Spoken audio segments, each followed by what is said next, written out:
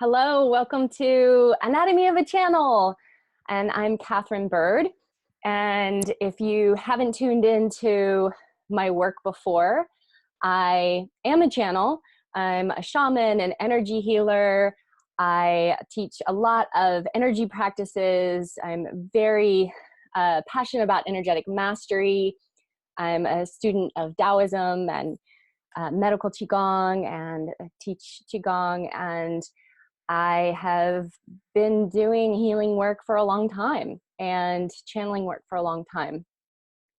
And I have, for quite a while, have been on a mission to help support the people who are having awakenings or going through experiences that I had in some kind of way and didn't really feel like I had the necessary support or context or information around. And so this has been a just a mission, a passion for me to help support those of you who are on this mystical path and this journey of raising the consciousness. And I know that each and every one of you, if you are on this call, that you have a role to play in that, that you are an active participant in the connection of the physical, the mundane, the earthly plane with the spiritual forces and with the divine, and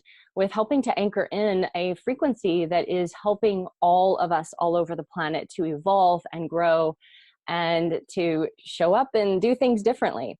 So first of all, I just want to honor you and send you a big blast of love for being who you are and for doing the work that you're doing, even if at this point you're like, well, I'm not really doing work, I'm sort of just kind of struggling in my own mess a little bit over here. You're still doing amazing work, and I just want to honor you for that. So today we're going to talk about the anatomy of the channel. And honestly, this is a huge, massive topic. This is not something that we can completely understand and wrap our brain around and get all the information around in just a few minutes. This is I said, I think on the last masterclass, this is a lifelong study. The process of channeling, of healing work, of connecting to spirit, of connecting to ourselves truly is a lifelong study. And all of us are where we're at on that journey. And so I hope that I can bring a little bit of context and awareness and support to wherever you're at.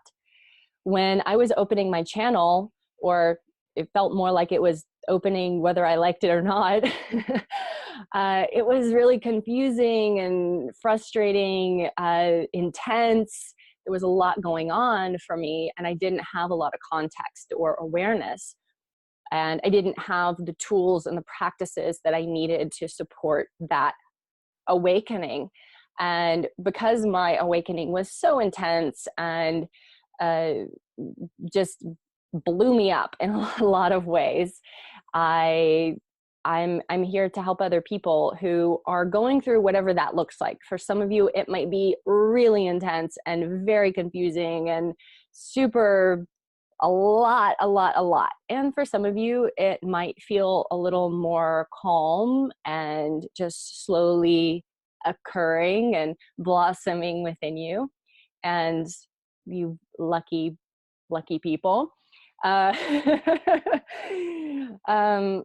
So let's just talk a little bit about what I'm talking about when I say the anatomy of the channel. Well, basically that as channels, as mediums, and so I'm going to be using these words a little bit interchangeably, that there are so many forms of mediumship. There's 9 forms of mediumship. I get into this on a different class, and then in the proper Open Your Channel coursework. But in all of these different forms of channeling and mediumship, we are the medium.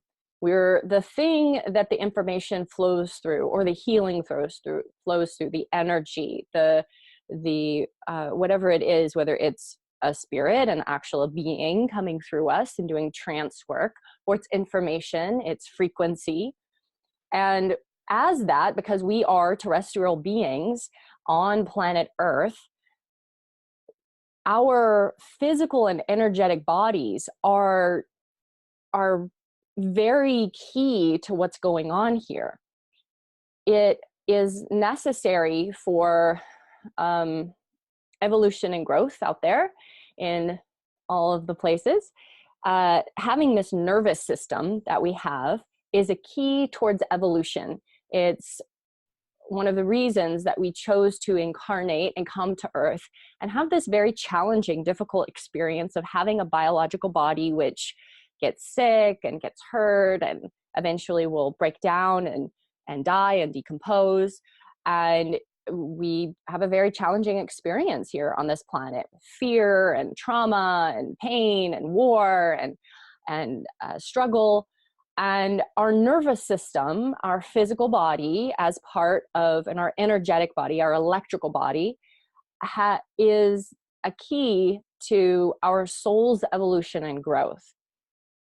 And it is also tied in, and it is also a key to other beings, other beings that are disembodied. Is also a helpful key for their evolution and growth. And so some of us were called to the planet, or at least we came with an intention that we've forgotten, to be a part of a collective evolutionary shift and jump, which includes both us as terrestrial beings and also other beings, and then also being supported by divine beings and by our guides and our mentors, which are disembodied at this time. No big deal, right? So our physical and energy bodies, when we engage in any sort of channeling work, and this can be healing work, it can be psychic receiving messages and information, it can be actual channeling beings through us, it can be incorporating and actually allowing a being to come inside of our body. All of those activities, some to a greater extent and degree than others, are going to have a great effect on our bodies. They're going to do things to us that might be unexpected. We might not understand what's happening. So we might have an intention to connect to a certain frequency or energy and start connecting and being in that field.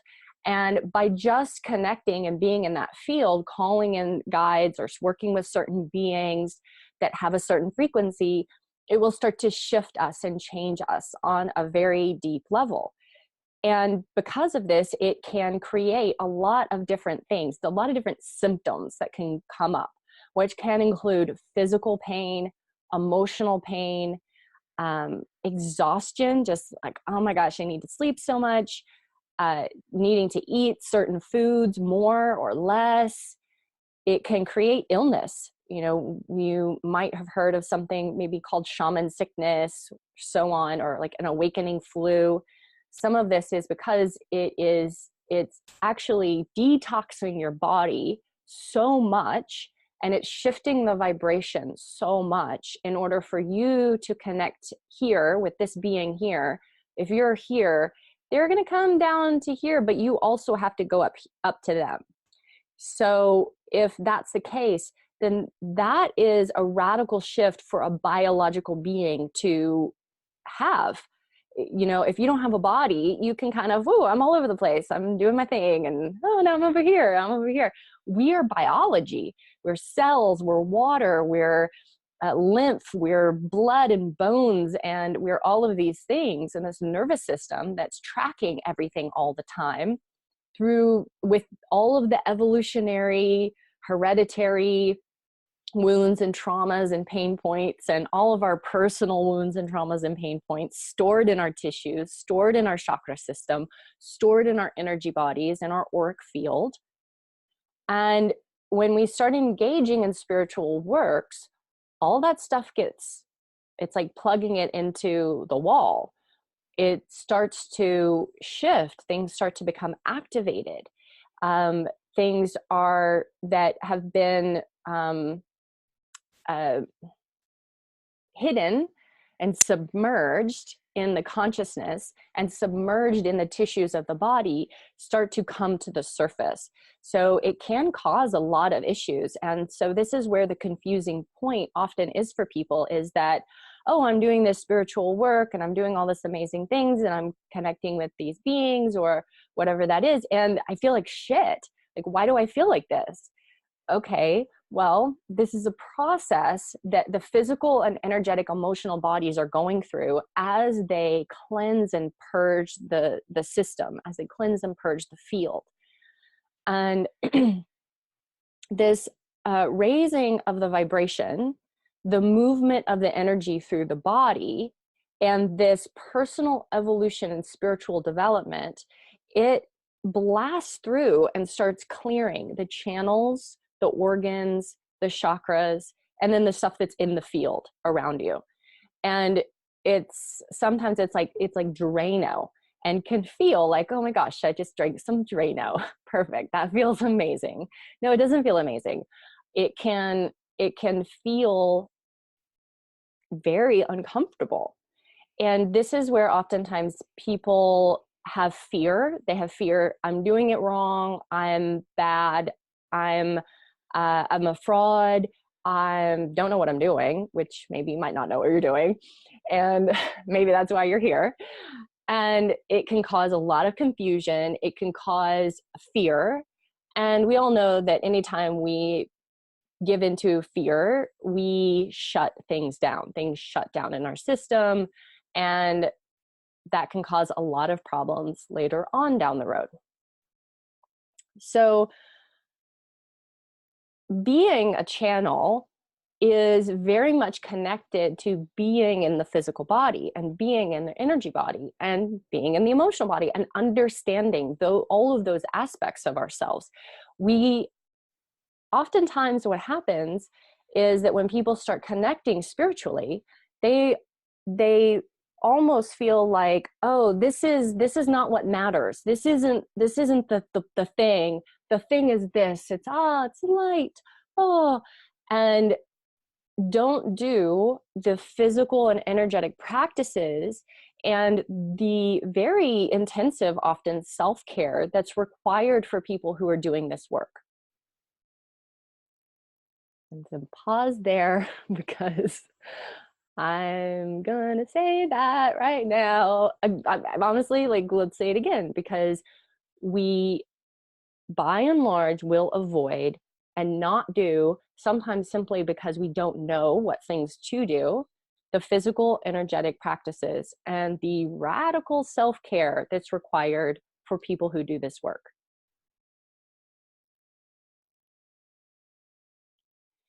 In the Western esoteric tradition, so I at one point when I was starting out, I was studying with Western alchemists and studying Western alchemy, and then I've kind of flipped. I do work in Western alchemy somewhat now, and then I've also been studying a lot more in the Eastern traditions as well. And the Western esotericists, they believed that the work of these initiates who were actually doing channeling work as well as other mystical and magical works, that there was a requirement for physical strength and toughness, so that you could endure what was going to come through you and what was going to happen to you, because they witnessed that if you didn't have a certain amount of physical vitality and stamina, that over time the physical body would become depleted, would need to do things like hold weight in order to protect itself from negative forces, that it would become exhausted and depleted. And really, they believed that there was a tenaciousness that needed to happen, that some of the reasons that throughout the world, you know, looking at the different traditions and mystical traditions, when you looked at the initiatory rites of these different traditions, which we don't generally go through today. We go online and we learn something, or we just start happening to us because we're remembering ourselves from that time. But in the past, when we were going through an initiation into a tradition, the initiation was life-threateningly hard, where people actually died during initiatory experiences into these different traditions. And they would be going through these initiations from the time that they were small children sometimes until they became the priest or the priestess or the oracle or whatever it was that they were working in. And we don't have that these days. We're like home or on our phone and we're just like hanging out, and then I'm just gonna go do some meditation, and there's a being, and okay. So we're not putting ourselves through the physical and energetic practices that support this kind of work, which is where we get a lot of disturbances. We get what in the Daoist tradition is called a Shen disturbance. And so the Shen could be the mind, the spirit, the heart. There's a lot of different words for Shen.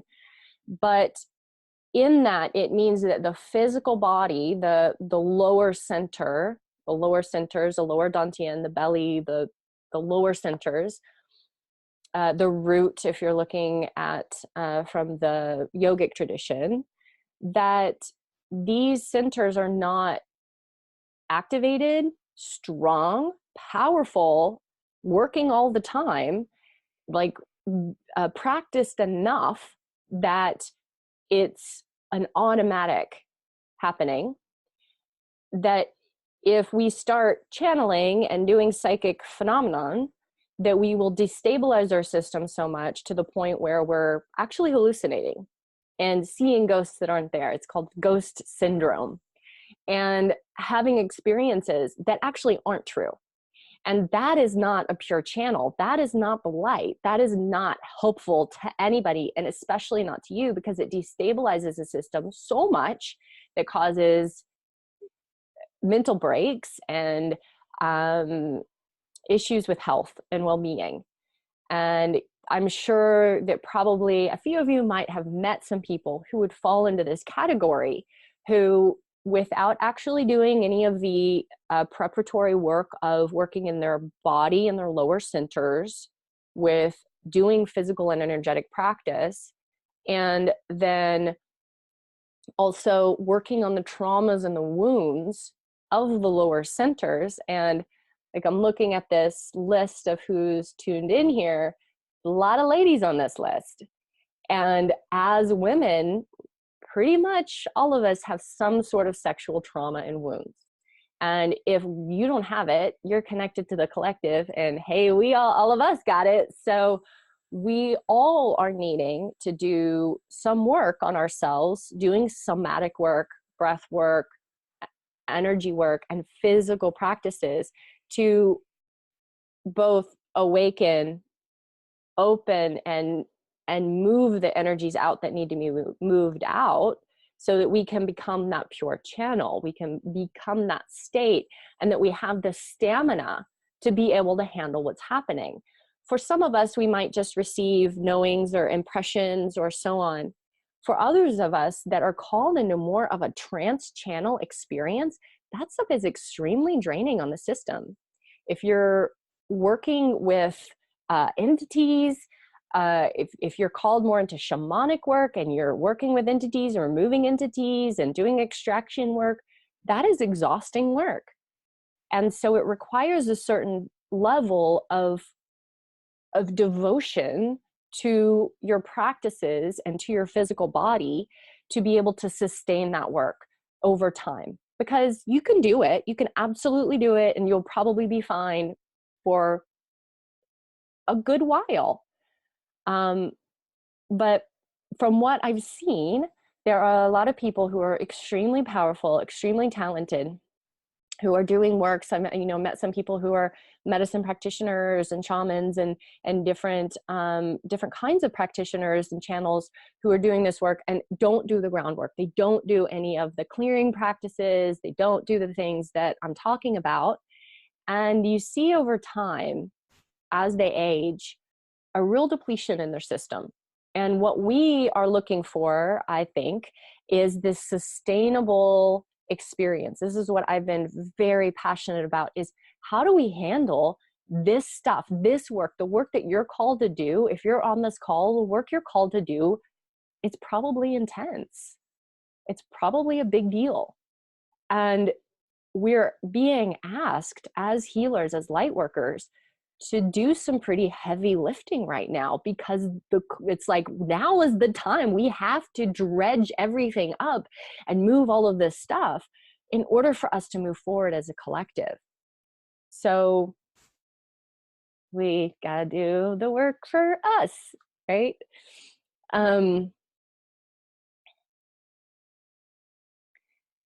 They also really believed in these different traditions that there was a very important, strong thread connecting us to life, connecting us to the physical body. And you might have heard of the silver thread, that the soul is connected to the physical body. In the Daoist tradition, that thread is connected into the liver.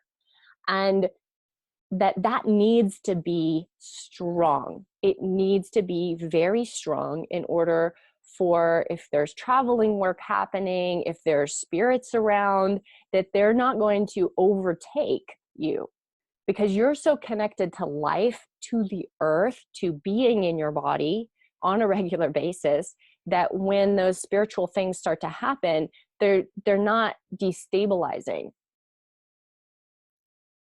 Does this make sense, you guys? Does this sound like it might be true? Could be true. I don't know. I don't know if I really know anything, but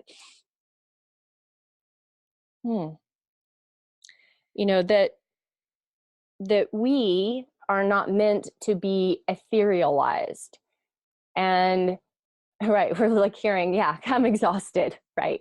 We're not meant to be etherealized. And when we look at some of the esoteric traditions, when we look at the yogi off in the mountains, in the cave, meditation, just eating, some leaves, nuts, and they're in a very pure atmosphere, and they're becoming a little bit more etherealized. And that's fine. And if you want to be that guy, awesome. That totally works. It's super helpful for the collective as well. But a lot of people that I see, they're being called into a little bit of the darker stuff, and they're being called into bringing through some very important information and healing work, and are in cities or aren't in places that aren't supporting that ethereal nature. It needs to be very grounded and solid. And that means that we must be able to tune into our energy body, to move our energy through our body, to be able to track it successfully as it moves through our body with our awareness, to train our mind to be able to track what's happening in our system, to train our awarenesses of all of our senses, all as many as there are, which who knows how many there actually are, but all of our senses to be tracking what's going on in our field, so that everything becomes a heightened sense of awareness. But it's also, there's a level of precision there. There's a level of mastery on being able to track what's happening in the body. And then that way, then we're aware when something's coming in. Oh, something's here. Something's coming in. Oh, something just left. Good to notice. Good to note. Oh, something didn't leave. Hey, I'm going to ask them to get out of here. We become very aware of what's happening in our energy body, in our physical body, so that we're aware when we're taking on stuff from other people, or we're not closing our channel down properly. And we're starting to become more and more aware of the cleansing and purging that needs to happen from our energy body because of this practice. This practice requires a very clean field and system. And it also requires that just doing it, you also have to cleanse and purge yourself. You know, the physical body is our priority, and a lot of us don't prioritize our physical body. We are prioritizing the spirit realm, we're prioritizing other people, we're prioritizing our work, and we avoid our physical practices, and we are unaware of what our physical practices are actually doing. Like, we might go to yoga or some such, but we're not really aware of, like, oh, why am I doing this? Like, what is it actually doing to me? What is happening in the energy body? What's happening in the energy field? What's happening in my physical body? Why am I doing this practice that I'm doing? That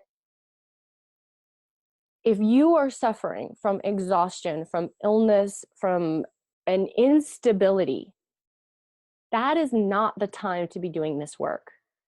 It's not the time. It's not appropriate, and it's not helpful, and you don't need to. It's okay. It's okay to take a break. It's okay to say no. It's okay to not engage. It's okay. It's not going to mean that everything's going to go away. It's not going to mean that you're going to suffer and fail. It just means that this is a signal for you to start to tune into what's happening in your system, in your field, so that you can understand it more. Some examples of what it feels like when energy that is not ours may be clinging on. This can be different for different people. Just some, you might be an awareness. There might be an exhaustion, or a lot of times our thoughts are a good key and signal. If we're having thoughts that are not like us, like, oh, why am I thinking that? Like, that doesn't make any sense. Or why am I beating the shit out of myself in my head right now? And this is the other piece around our mind and working with our mind, that we can start to notice when maybe it's not us having that conversation with us. And we can also notice things that are going on in the physical body, whether it's having a little bit of a physical, issue, or just an awareness. And if so, then, doing some clearing practices, doing some helpful cord cutting, clearing the space, being your sovereign being, making your declarations of sovereignty, these things can all help. And if you have a question, just do practices, I know I'm not giving you a ton of practices today. I am going to give you a practice at the end of the class. So stay tuned to the end of the class. Not being able to sleep can be a thing. Having animals be weird around you can be a thing. Like, there's lots of different things, and it's going to be different for everybody. And nothing I ever say about things that could go wrong is ever a reason to be afraid. Like, fear is just doesn't have any place in this work. Like, let's just say, oh, it's not because I have this, oh, I must like have an entity and I'm possessed, and oh, I'm like, no, just, if you know, then you know.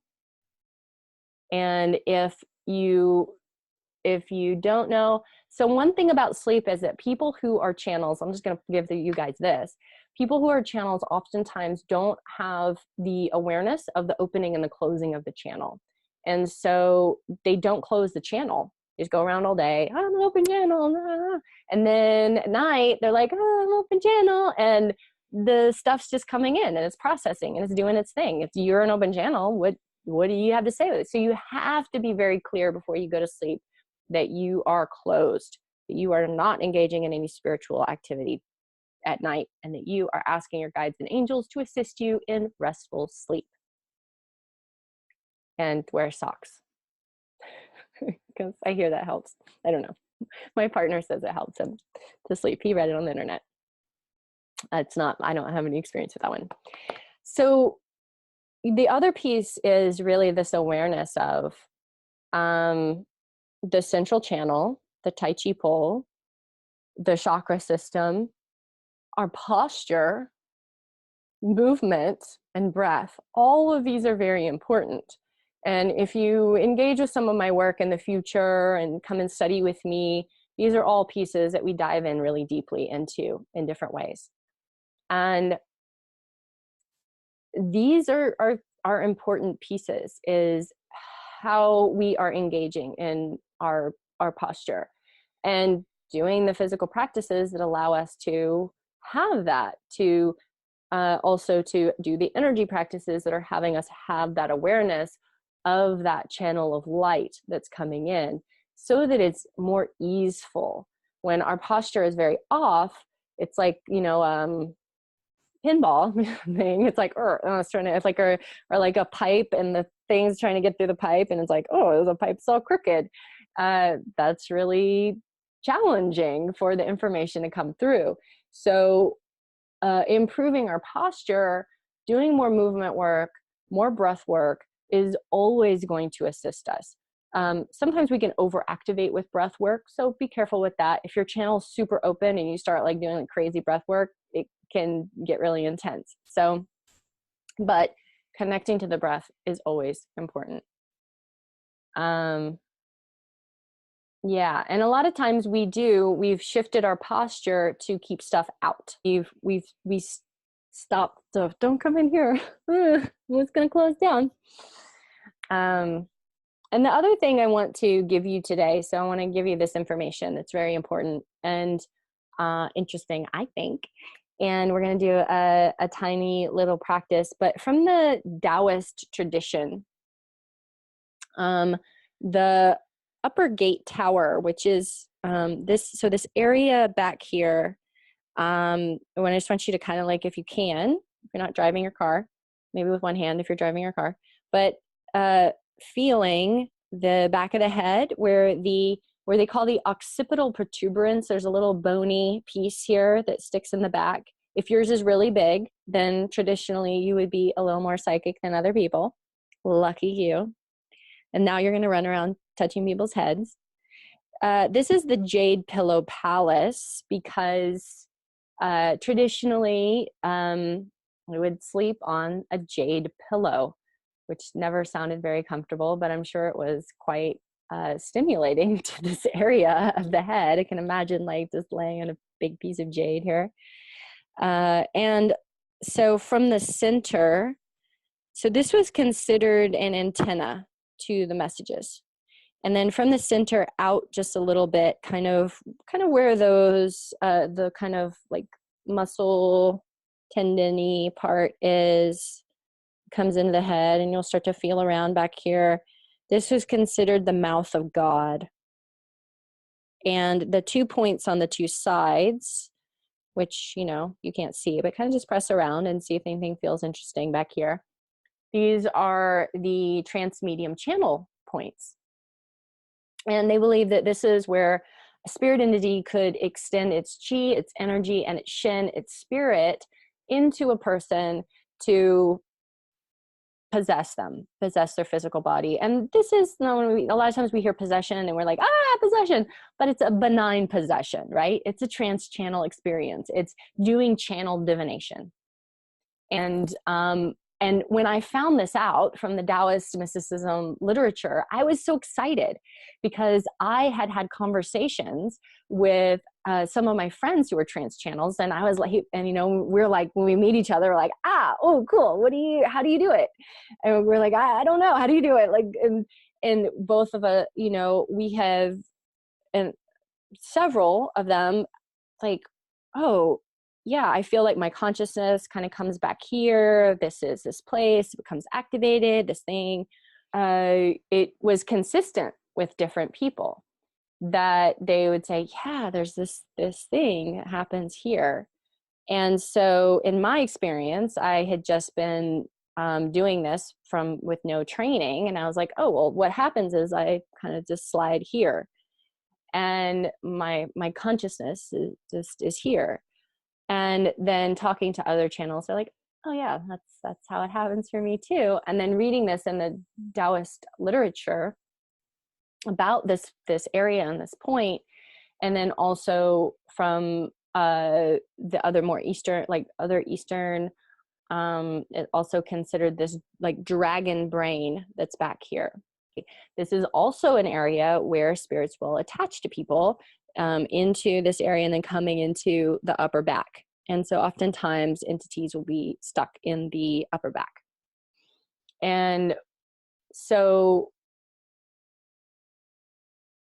what we need to do is clean this area often.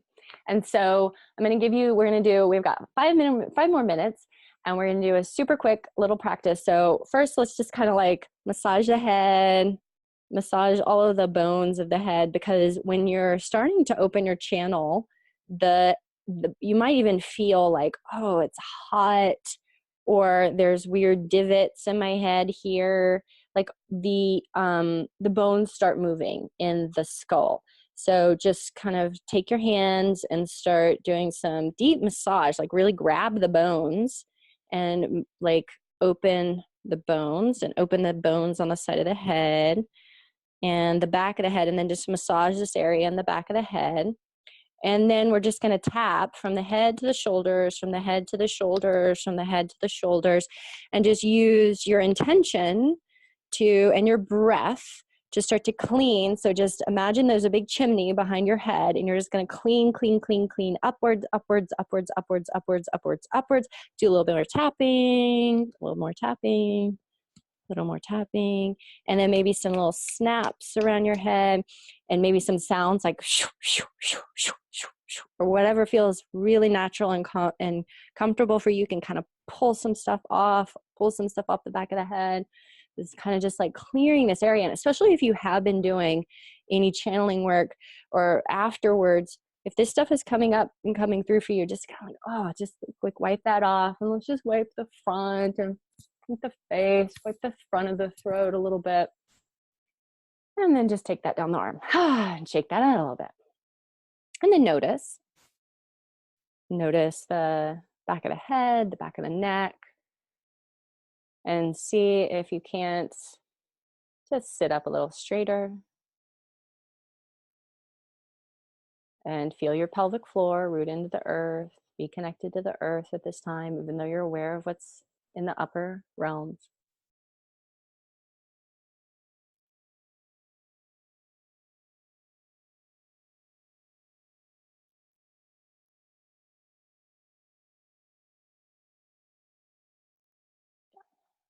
All right, so that was like a 2-minute practice. So, and that's probably one of the most important practices that you can do. Honestly, super important.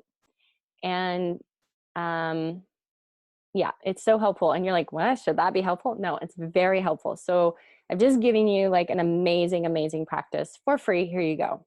Right. And so, yeah, it's helpful. It's like, oh, there's a bunch of crap back there. There's a bunch of stuff back there I don't need. So this is just a tiny little smidgy little baby taste of some of the stuff that there is to learn about this work. And so many of you are called into this work. It's part of your soul's mission.